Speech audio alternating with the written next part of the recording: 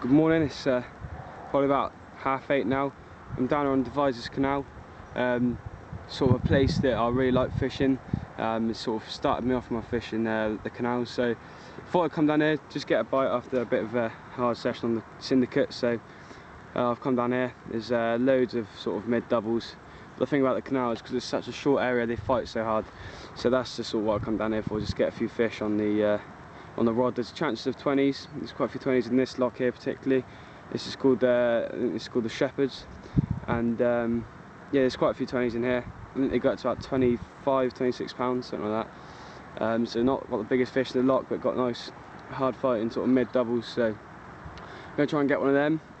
It's a two-part episode, so because of the other part I did on the syndicate, so you'll be seeing that halfway through. And that sort of shows you about my stick mix. So if you wonder what's in my stick mix, just wait on till halfway through and I'll show you that stick mix. So yeah, all on the hinder baits. So I'm just going to get the rods out now. I've only just got here, offloaded the barrow. So yeah, we'll get back to you in a bit and hopefully we can have one. Guys, it's probably about 9:30 now, 9:45. I've just got both my rods out, and before I got them out I just sort of had a feel about the lead underneath a few snags that are near us, and clipped it up. So they're all clipped up. I've got one underneath a tree that's, most of it's dead now, so it's not really a tree, but used to be quite a good hot spot, and another just underneath another tree down to the side of me. This lock's quite good for a lot of sort of shapes and snags and that sort of thing, so I've got that underneath there. And just the way I'm fishing is basically the same as syndicate. Got my little sticks with the flaming squid mix with tuna fish and pellets and that sort of thing, then complemented with the boilie and then the glug, the flaming squid glug. And the other rod I've got, that was just a single boilie, and then on the other rod I got the same stick mix down to a silicone rig with a flaming squid boilie tipped with corn soaked in beetlin. So that's just been glugged as well. So yeah, hopefully that stick mix just breaking down around the hook bait, and hopefully we'll have good results. I don't know. Guys, so I mentioned earlier that I'd been out last weekend filming, and I actually took a trip down to the syndicate, and I didn't manage to catch anything. The conditions were against me. It was even snowing, well, sleeting. So yeah, that was not good. But there's some useful tips on there. There's the tips on my new stick mix with the Hinder's flaming squib range. There's the liquid, really good stuff. So check that out. That'll be on now. So yeah, have a look at that, and then we return back to here. Cheers, guys. Right then, guys, welcome to yet another episode of We Gone Fishing. I'm down here on the syndicate on what I would class as quite a cold and windy day. Got a bit of an interesting episode today. I've got some new Hinder's baits, and I'm going to try something different today. Stick mix that I'm using, slightly different to what you've probably seen me do before. I usually do like boilie fish and that sort of thing, so I've heard a lot about them, so I'm going to try and show you a different way of using what people class, ground bait as being a matchman's sort of thing. You can actually go and use ground bait in the carp fishing sort of world and catch good sized carp on it. So will I get one today? I don't know, but try and show you something a bit different. So first of all, I'm using a flaming squid multi-mix. It's a very good mix. It's really it's got bits of pellets in there and just quite a good smelling, spicy smelling fishy mix. It's got bits of chili powder, like chili flakes in there and all that sort of thing, and pellets. So it's a good mix to add. Before I even put this in, I've got a tin of tuna and put it into a pot and just mashed it up. So what I'm going to do now is tip in a fair amount of this flaming squid multi-mix. Just add it to the tuna. I mean, don't put too much in, you don't want to swamp it so that it turns to being bone dry. But just put enough just to cover the top of the tuna. Then you want to mix that round with your hands and just see how that turns out. And if that's still a bit too sloppy for your liking, then add more. Obviously you don't want it to be too wet because it's got to go into the PVA, and you don't want it to melt the PVA. So you want it so that it's just under damp. Just, it's like sort of between dry and damp. So I'm going to need to add some more to that. The best thing to do is mix this up before. If you can't, like I didn't have time last night, then just mix mix it up on the bank. And the thing with stick mixers, you don't need a lot. You know, it's only little bags going out at a time, so there's no need to try and put in loads of stuff. As long as you mix it all round, it should do its job. Oof, that smells beautiful. I just hope we get one on this.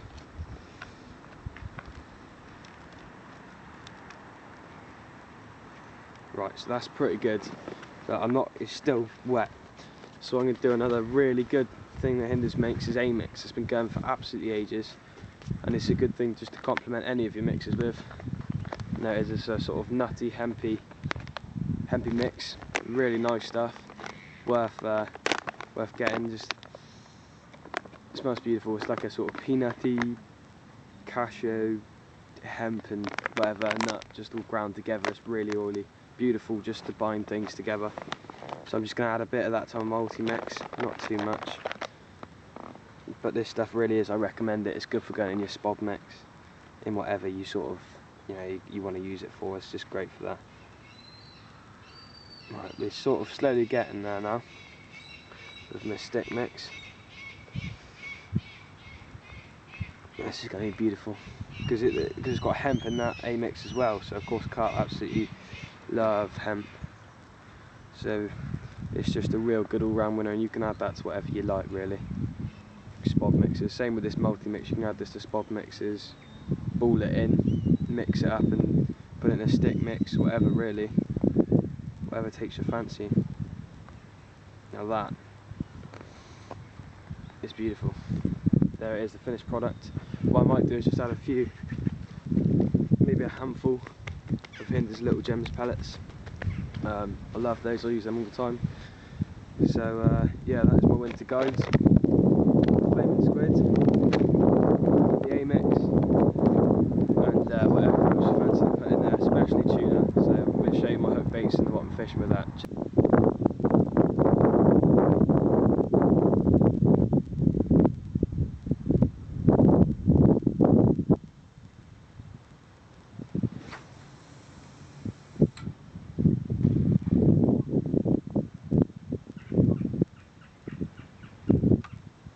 Okay guys, just going to give you a quick update. It's probably about 12:30, 1ish now. I'll be going about 3:30, 4ish because it gets dark, and I don't want to be fishing through the dark. So yeah, I've had both my rods out.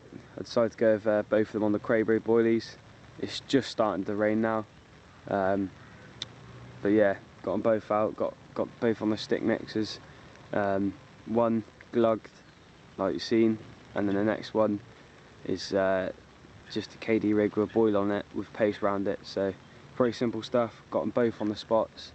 I've had a few beeps and pickups and that sort of thing, but nothing proper screaming yet. So hopefully we'll have something. Yeah, it looks like it could be one of those sessions where you got to wait out to the last minute. Maybe we get one, I don't know. It was looking good earlier on. It still looks pretty good now. This rain could do us some good, a bit of a change in the weather, get the fish moving. But yeah, hopefully I'll get back to a bit of a fish. If not, I'll find something funny to say. Cheers guys. Okay then guys, so you see me in a bit of a weird position, but I'm up in a tree just to the left of my swim. I'm just doing this simply because I'm just looking for the silt patches still, just to see where the fish are. You can always see it better up in a higher position. If you can't get up in a tree, if you ain't got that in your swim, or you're not allowed to, strictly, climbing trees or whatever, then get yourself some polarised glasses. They're the best things. I've got a pair myself, and then you're looking at the water, you can see straight through it. But up here I've got the advantage of being able to look down on the water and see through the glare. In the minute I can't see much because the wind is just blowing the water too much. You can still see a bit of coloration at the back to the tree straight in front of me.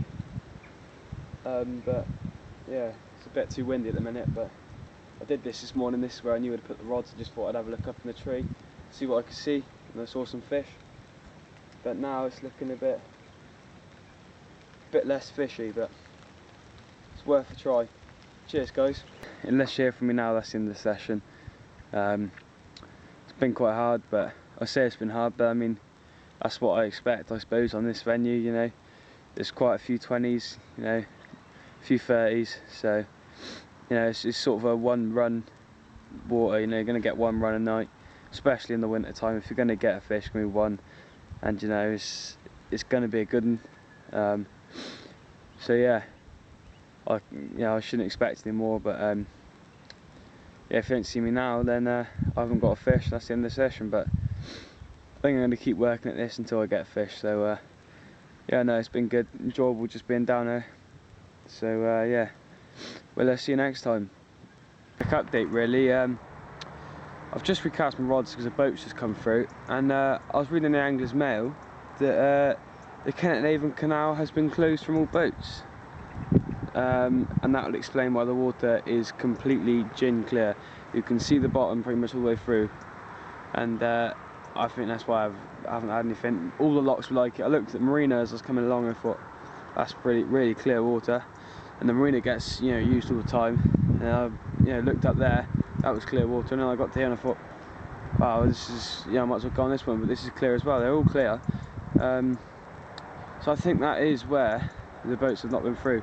But now there's just been a boat come through, so hopefully that's churned it up a bit. Hopefully I can get one now. I've been getting beeps all day really, on and off, just beep, beep, like that all the time.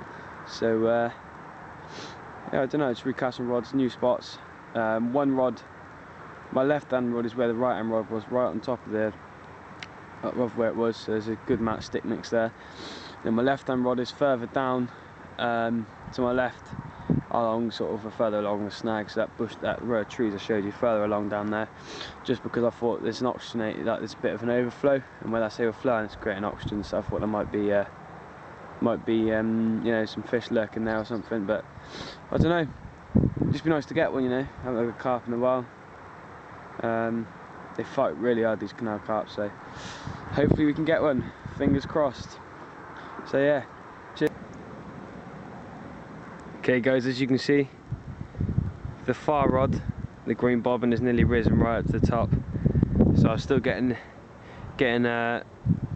interest from the carp, but nothing screaming off yet.